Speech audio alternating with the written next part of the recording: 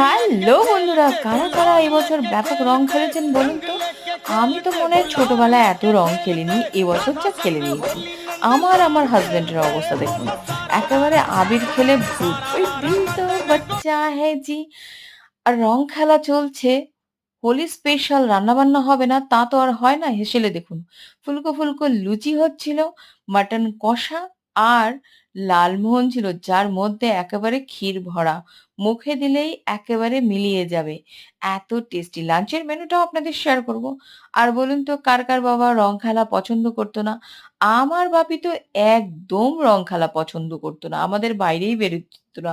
দুদিন আমরা গৃহবন্দী থাকতাম, বোনরা বোনরাই খেলতাম, তবুও মজা করতাম। আর ছাদের এক কোণে দাঁড়িয়ে থেকে ওই পাড়ার প্রতিবেশী রাস্তায় যারা খেলতো তাদের খেলাটা দেখতাম, তাদেরটা দেখতে বেশি ভালো লাগতো। আমার হাজবেন্ডটাও সেরকম ধরনের রং খেলা পছন্দ করে না, তাই আমরা বাড়িতেই খেলি। ভিডিওটা ভালো লাগলে লাইক শেয়ার সাবস্ক্রাইব। টাটা।